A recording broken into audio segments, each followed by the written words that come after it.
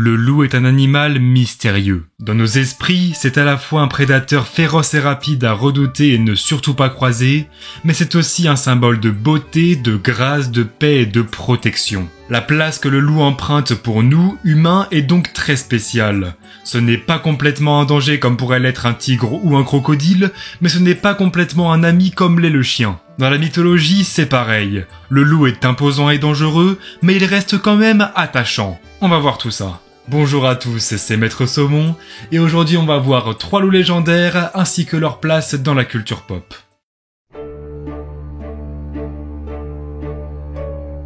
Pour une fois, la première légende dont je vais parler n'est probablement pas connue par la plupart d'entre vous. La Marok nous vient de la mythologie inuite. C'est un gigantesque loup blanc avec plusieurs significations. Certaines légendes disent que la Marok apparaît la nuit pour dévorer les chasseurs imprudents. Mais on va y revenir. Pour l'instant, parlons du côté bienveillant de cet esprit. Déjà, rien qu'à son apparence, on sent l'aura divine qu'il dégage. On sait que c'est un esprit auprès duquel on va se sentir bien. Les quelques légendes qui existent autour de lui le décrivent justement principalement comme un être qui aide les humains, et ce depuis la création du monde. On raconte qu'au départ, il n'y avait pas de vie, sauf le premier homme et la première femme. Il n'y avait rien à faire et rien à manger. Alors la femme demanda au dieu du ciel, Kaila, de peupler la terre. Le dieu lui dit alors de creuser un trou dans la banquise et de pêcher les différentes espèces.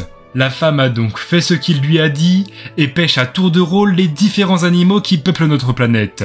Les chats, les chiens, les zèbres, les vers, en finissant par le caribou. D'après Kaila, le caribou est la plus belle chose qu'elle puisse pêcher, car c'est cet animal qui nourrira le peuple. Pour l'instant, on n'a toujours pas parlé d'Amarok, mais ne vous inquiétez pas, ça va venir. Les caribous se sont donc reproduits assez vite, ce qui permettait d'avoir nourriture et vêtements en abondance.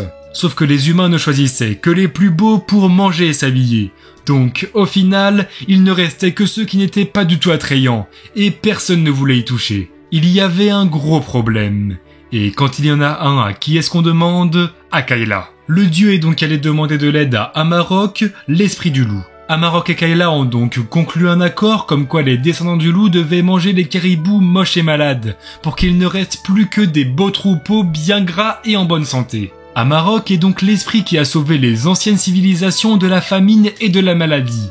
Et de nos jours, les loups sont toujours sacrés pour les Inuits car sans eux, ils ne pourraient pas chasser. Cette légende prouve donc la place qu'a le loup chez ces tribus. Ils ont un regard totalement différent d'une autre qui avons peur d'eux. Cette légende est d'ailleurs au centre du film produit par Disney, Un homme parmi les loups, dans lequel un homme doit enquêter sur la disparition de caribous. Le chercheur accuse rapidement les loups, mais remarque au fur et à mesure que ces derniers ne mangent que les malades, comme dans la mythologie inuite. Au fait, Amarok en inuit ça veut littéralement dire loup et esprit du loup.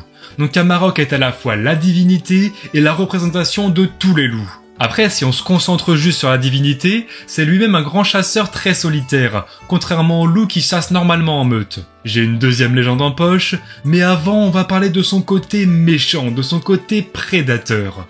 Car comme j'ai dit au début, les humains sont aussi des proies.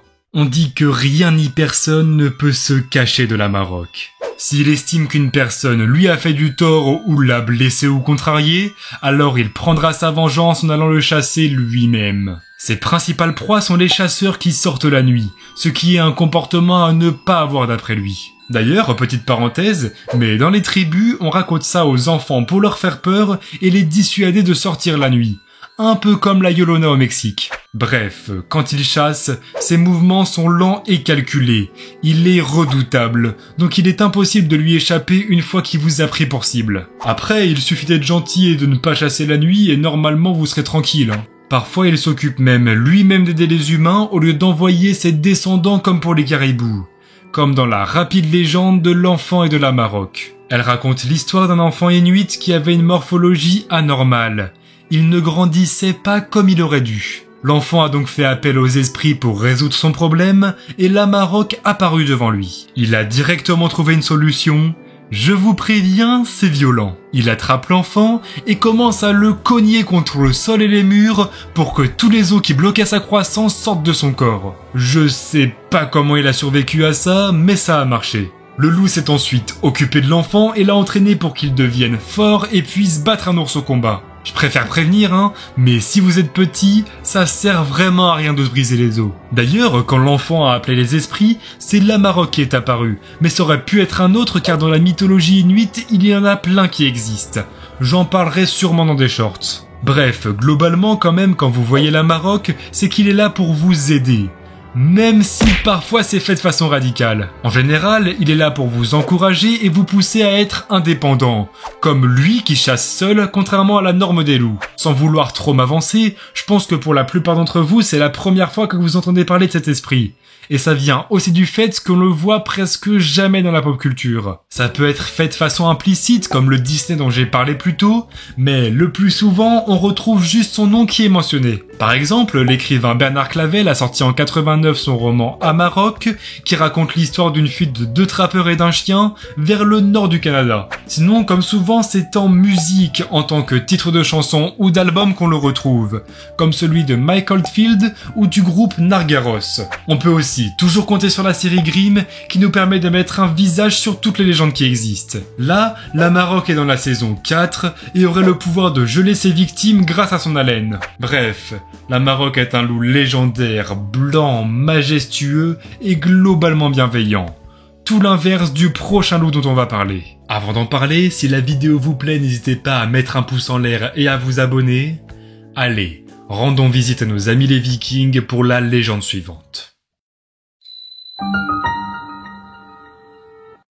En disant Viking, vous avez peut-être déjà deviné le loup dont on va parler. C'est l'un des personnages les plus connus de la mythologie nordique.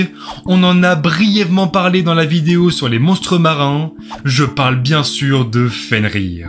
Alors juste personnellement je dis Fenrir, mais certains disent Fenrir. Je sais pas quelle est exactement la vraie prononciation. Fenrir nous vient donc de la mythologie nordique, fils du dieu Loki et de la géante Angrboda, et donc le frère du serpent monde Jormungand dont on a déjà parlé, et de Elle, la reine du monde des morts. Ça fait un bout de temps que j'ai envie de parler de Fenrir parce que c'est un personnage que je connais depuis longtemps, et qui m'a bien marqué quand j'ai lu le livre Magnus Chase, qui est comme Percy Jackson, mais avec la mythologie nordique par le même auteur. Bref, Fenrir est peut-être le plus effrayant de tous les êtres des légendes des Vikings, mais comment est-ce qu'on en est arrivé là? Commençons par le commencement. Donc comme je l'ai dit, Loki et Angrboda ont leur deuxième enfant, Fenrir, un loup tout ce qu'il y a de plus classique.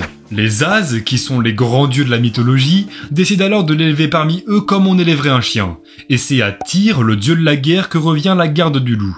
C'est Odin, le dieu des dieux, qui a choisi de le garder parmi eux car il sentait que quelque chose clochait avec ce loup. Et il avait raison car il grandissait très rapidement, et bien plus qu'il ne devrait. Et évidemment, plus il grandissait, plus il devenait fort. Alors Odin a pris la décision de l'enchaîner pour éviter qu'il ne soit un danger. Les As ont donc fait passer ça pour un jeu auprès de Fenrir afin de tester sa force. Ils ont donc amené une première chaîne qu'il brisa très facilement, puis une deuxième, et rebelote, même résultat. Les dieux sont donc allés voir les elfes noirs pour leur créer une chaîne incassable grâce à leur magie. Ils se sont hâtés à la tâche et ont forgé Gleipnir, un grand ruban fait de matériaux qui sont aujourd'hui introuvables, comme des bruits de pas de chat, des racines de montagne ou de la laine de poisson. Vous pouvez y réfléchir, vous ne pourrez jamais en trouver. Et si vous voulez vous amuser à chercher le reste des ingrédients, ça sera pareil. Bref, c'était au tour de ce ruban d'être essayé par Fenrir, mais sentant que c'était un piège, il a dit qu'il se laisserait enchaîner seulement si l'un des dieux mettait sa main dans la gueule du loup, ce que Tyr accepta. Cette fois-ci était la bonne. Impossible pour le loup de se libérer, mais comprenant qu'il s'était fait avoir, il arracha la main de Tyr. Le loup était enchaîné et ne pouvait plus se débattre. Et pour empêcher toute morsure, les dieux ont mis une épée dans sa gueule, l'empêchant donc de la fermer. D'ailleurs, on raconte que les filets de salive qui coulent depuis les bords de sa bouche ont formé les fleuves Van et Vil, qui veulent respectivement dire espoir et volonté. Voici donc l'histoire de Fenrir. Et ce qui est triste, c'est que le loup il a rien fait pour mériter ce qui lui arrive, même s'il est très dangereux. Je vous en parle après, mais on sait qu'il a été un acteur majeur de la destruction du monde. Sauf que, est-ce que si les dieux ne l'avaient pas enchaîné, il n'aurait pas été du bon côté? Ce sont probablement les As eux-mêmes qui ont créé la cause de leur perte. Avec cette légende, on a eu un aperçu de sa force, mais il faut aussi savoir qu'il est très grand. Pour avoir un petit ordre d'idée, on peut le voir dans Thor Ragnarok, c'est le loup qui se fait chevaucher par Hela, et encore là je crois qu'il est vraiment petit dans le film par rapport à la réalité. Car oui, si dans Thor on peut estimer qu'il fait peut-être quelques dizaines de mètres, eh bien dans le mythe, il doit faire quelques dizaines de kilomètres. Ça peut paraître impensable, mais il faut bien ça pour provoquer une catastrophe comme il l'a fait. Cette catastrophe, je la tease depuis tout à l'heure, on y revient toujours, c'est le Ragnarok. J'avais déjà expliqué dans la vidéo sur les monstres marins comment ils se provoquaient, mais laissez-moi vous rafraîchir la mémoire. Le Ragnarok est, dans la mythologie nordique, en gros la fin du monde. Il commence par un hiver qui dure 3 ans, puis le Jormungand, le serpent qui fait le tour de la Terre et qui est le frère de Fenrir, commence à sortir de l'eau, ce qui provoque des catastrophes et libère donc Fenrir et Loki. On sait que le serpent a empoisonné l'air avec son venin et a tué Thor, mais celui qui nous intéresse, c'est le loup. Fenrir, fou de rage, s'est déchaîné. Il a ouvert grand la gueule. Le bas de sa mâchoire détruisait le sol et le haut touchait le ciel. Il courait et détruisait tout sur son passage, et crachait en même temps du feu par les yeux et les narines, provoquant alors le chaos. D'ailleurs, pendant cette course, il dévore le soleil, ce qui plonge le monde dans une nuit éternelle. Une seule personne pouvait arrêter ce monstre, le plus puissant des dieux, Odin. Un combat acharné de plusieurs jours a alors commencé entre ces deux êtres invincibles. Non, c'est faux. Odin s'est fait bouffer en quelques secondes. Le dieu de la vengeance et fils d'Odin, Vidar, a alors engagé le combat pour venger son père. Il réussit à planter son épée dans le loup et lui détruire la mâchoire, ce qui le tue sur le champ. Fenrir aura quand même eu le temps de faire de très gros dégâts avant de mourir, mais voilà quel aura été son rôle lors du Ragnarok. Vous inquiétez pas, on va sûrement reparler de cet événement à travers d'autres points de vue dans d'autres vidéos. Encore une fois, Fenrir aurait probablement été du côté des dieux s'ils n'avaient pas été aussi bêtes à l'enfermer, mais bon, aux yeux du monde, c'est un être maléfique.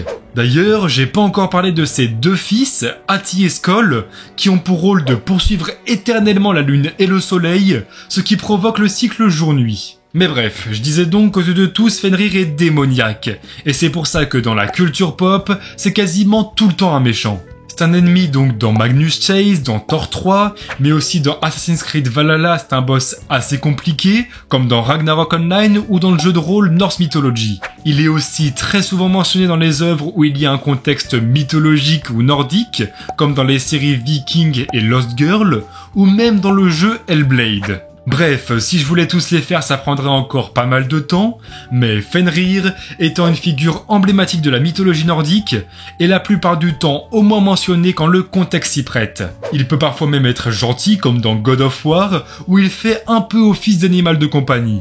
Gentil chien. Franchement, je trouve que Fenrir, certes c'est un méchant de la mythologie comme on peut en voir souvent, mais lui, il a la classe. Je sais pas si c'est juste parce que c'est un loup ou quoi, mais il dégage quelque chose de stylé. Et quand on y réfléchit bien, quel loup est plus connu et mythique que Fenrir? Je vous avoue, j'ai la réponse, et peut-être que vous aussi. Mais il y a tellement de choses à dire sur ce loup que je le garde pour une vidéo à part entière, m'en voulez pas. C'est pour ça que ce fameux loup, vous n'en entendrez pas parler dans la vidéo, et que j'ai dû un petit peu tricher pour le troisième. Désolé, c'est pas vraiment un loup, mais presque, et tout autant stylé. Le kitsune est l'un des yokai les plus populaires du folklore japonais. Un renard avec une longévité et une intelligence impressionnantes, couplée avec des pouvoirs magiques. J'ai dit renard? Oui, bon, je viens de le dire, j'ai un peu triché. Mais c'est pareil un renard et un loup, non? Dans tous les cas, je m'en fiche. Vous verrez, il est super ce renard. Kitsune est un mot qui désigne à la fois le renard classique en japonais, mais aussi l'esprit du renard, ce yokai avec plein de particularités. Avant d'entrer dans les détails, pour que vous ayez une image en tête, je pense que la représentation la plus connue du kitsune est Kurama dans Naruto. C'est le renard à 9 queues surpuissant enfermé à l'intérieur de Naruto, capable de détruire des montagnes et provoquer des raz-de-marée. Bon, en vrai, dans le folklore, le kitsune n'est pas aussi dévastateur, mais il a bien d'autres atouts qui peuvent dans certains cas être plus puissants que la force. Déjà, physiquement, le kitsune est un renard relativement classique, mais il peut avoir jusqu'à 9 queues. D'après la légende, lorsque le kitsune obtient sa 9e queue, sa fourrure devient blanche ou dorée. J'ai bien dit obtient sa queue car il les gagne au fur et à mesure du temps, et on dit qu'ils vivent très longtemps. En général, la 9e apparaît quand ils atteignent 100 ans et les autres arrivent avant. Certains disent aussi que quand les queues sont au complet, qu'ils sont enfin des renards à 9 queues, ils deviennent omniscients et savent tout ce qu'il se passe dans le monde. Ces yokai sont donc vraiment forts de par leur intelligence, sauf qu'il en existe deux types, les bienveillants et les malveillants. Les bienveillants sont les Zenko, ce sont les messagers d'Inari, déesse du riz, du commerce et de la prospérité. Étant les messagers d'un dieu, les rencontrer est signe de chance et de sagesse, donc c'est une bonne chose, ce qui n'est pas le cas pour les autres. Les malveillants sont les Nogitsune. Ils sont tout aussi intelligents, mais eux sont malicieux et veulent tromper et provoquer le chaos. Faut juste espérer tomber sur le bon renard quand en croisant. Mais bref, maintenant qu'on a parlé du kitsune en général, de sa sagesse, de son intelligence et de son ancienneté, parlons de son principal pouvoir, celui dont on doit se méfier, la métamorphose. Au Moyen-Âge, on disait même que si on rencontrait une jeune femme seule au crépuscule, c'était probablement un kitsune qui cherchait à nous embobiner. Après, souvent elles sont vicieuses et veulent nous jouer des tours, mais ça veut pas forcément dire mal intentionné et malveillant. Y a tout, comme les humains. J'ai deux histoires en poche qui illustrent bien les deux faces que peuvent avoir les kitsune.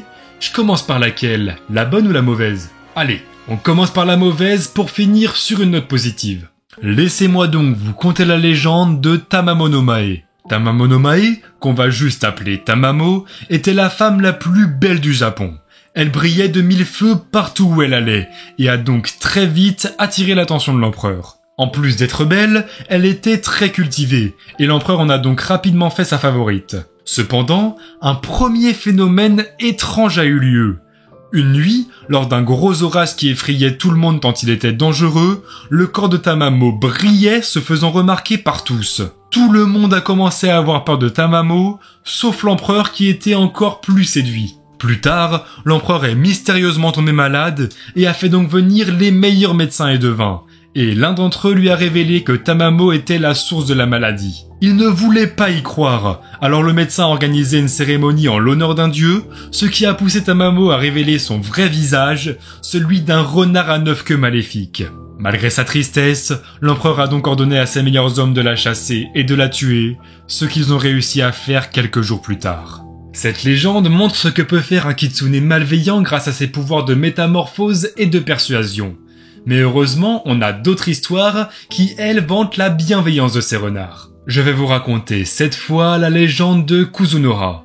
Un jour, le jeune Abe no Yasuna, qu'on va juste appeler Yasuna, se baladait et croise la route d'un homme qui chassait le renard. Ce dernier voulait récupérer le foie pour soigner sa femme. Mais Yasuna a eu pitié du renard et s'est alors battu avec l'homme et s'en est sorti avec quelques blessures. Yasuna libère donc le renard et sur le chemin du retour, il est rejoint par une femme nommée Kuzunoha qui l'aide à rentrer chez lui et à soigner ses plaies. Yasuna et Kuzunoha tombent rapidement amoureux, se marient et ont un enfant, Seimei. Peut-être que vous l'aviez déjà compris, mais Kuzunoha est en fait le renard sauvé par Yasuna qui a pris l'apparence d'une femme. Le petit Seimei est très intelligent, il a en fait hérité de certaines facultés de sa mère. Leur vie de famille se passe paisiblement, jusqu'au jour où Kuzunoha a laissé apparaître sa queue par inadvertance, révélant alors sa vraie identité à son mari et son fils. Elle a donc été contrainte de quitter sa famille et retourner vivre dans la forêt, dans laquelle elle leur donna rendez-vous et offrit à son fils le don de parler aux animaux. Cette légende ne finit pas forcément bien, mais ça reste une belle histoire prouvant qu'il reste des kitsune bienveillants. Les légendes de Tamamo no Mae et de Kuzunoha ont d'ailleurs été toutes les deux adaptées en pièces de théâtre, et une grosse référence à Tamamo est présente dans le jeu Okami, j'en dis pas plus pour pas spoiler. Ce que je peux dire par contre, c'est que le renard à 9 queues est l'un des gros boss du jeu, à l'instar de Rochi, et nous offre donc un combat assez stylé. Bref, on a parlé de tout l'aspect métamorphose du kitsune, mais un autre aspect important est la possession. On appelle ça un kitsune tsuki, et la victime est toujours une jeune femme. Ça peut faire peur comme ça, mais cette fois la possession n'est pas nécessairement négative. C'est une chance sur deux. Si tu es en accord avec l'esprit, tu apportes le savoir et la richesse à ta famille, mais si tu es en conflit avec lui, ce sera la ruine et la maladie qu'il offrira. Certaines familles essayent même de l'invoquer pour recevoir des bienfaits ou le conserver comme familier. Ce qui est intéressant, c'est que tout comme le syndrome du Wendigo, le Kitsunetsuki est aussi un fait psychologique, du moins jusqu'au XXe siècle. Il a été reconnu à l'ère d'Heian et a permis d'expliquer pas mal de maladies mentales, même si aujourd'hui ça n'a plus aucun sens. Justement, à notre époque, cette expression existe qu'au Japon, et les personnes qui pensent être possédées par un renard sont diagnostiquées comme Kitsunetsuki. Il y a même des symptômes propres à cette maladie, comme l'envie de manger constamment du riz, ou l'indifférence totale. C'est à prendre très au sérieux, hein. Peut-être que vous êtes possédé par un crapaud. Bref, comme on a pu le constater, le kitsune est un yokai qui a beaucoup de matière, bien plus que la plupart de ses homologues. Ce qui nous fait évidemment plaisir à nous, c'est qu'on le voit énormément dans la pop culture. On a déjà parlé de Naruto et d'Okami, un manga et un jeu, et c'est rigolo de voir que c'est surtout dans ces deux supports qu'on retrouve le kitsune. D'habitude, les créatures dont on parle sont très présentes en littérature classique, et bah là, beaucoup moins. Je peux quand même vous parler par exemple du livre Le Journal d'un vampire, dans lequel deux kitsune sont présents dans les tomes 3, 4 et 5, et sont pas super sympas car ils poussent les humains à commettre des actes horribles. En fait, comme le kitsune vient de la culture japonaise, c'est normal qu'il soit présent dans les éléments de leur culture, comme les mangas ou les jeux vidéo. Du côté du jeu vidéo, on peut déjà parler du magnifique Pokémon qui est Fenard, on reconnaît direct la ressemblance, et le Pokédex le décrit comme ça. On raconte que ces 9 queues détiennent un pouvoir mystique et qu'il peut vivre 1000 ans. On peut aussi voir un kitsune dans Genshin Impact, dans Yokai Watch évidemment, mais aussi dans Dofus où un donjon en est rempli, ou même jouer Kiriko dans Overwatch 2 qui possède un esprit kitsune. Du côté des mangas, je peux aussi vous donner plein de grands noms comme Yu Yu Hakusho par l'auteur d'Hunter x Hunter, ou Kurama et la réincarnation du renard, Blue Exorcist où on peut voir deux kitsune en tant que familiers, ou même Nana, où l'héroïne soupçonne un mec d'être un kitsune déguisé en humain. Je n'ai évidemment pas cité tous les mangas et jeux dans lesquels le yokai apparaît, mais vous avez compris que le renard est bien implanté dans l'esprit des japonais et une grande source d'inspiration pour les œuvres de culture pop, pour notre plus grand plaisir. J'espère que vous ne m'en voulez pas d'avoir triché, ça valait le coup hein. Je comprends quand même pourquoi les loups intriguent autant, il y a quelque chose de mystique autour d'eux. Je pense sincèrement que si ces trois bêtes étaient des chiens, bah il y aurait pas la même ambiance, ça serait peut-être un peu moins fascinant. Là, les deux loups, Amarok et Fenrir, et même le renard, le kitsune, bah je trouve qu'ils en imposent. Et vous, c'est laquelle de ces trois créatures qui est votre préférée? Ou même un loup dont j'ai pas parlé et que vous avez envie de voir? Et dites-moi, tiens, si vous avez deviné le loup secret que je garde pour plus tard. En tout cas, si la vidéo vous a plu, n'hésitez pas à vous abonner et à mettre un pouce en l'air. On se revoit bientôt. Attention à ce que votre moitié ne soit pas un renard. Bisous.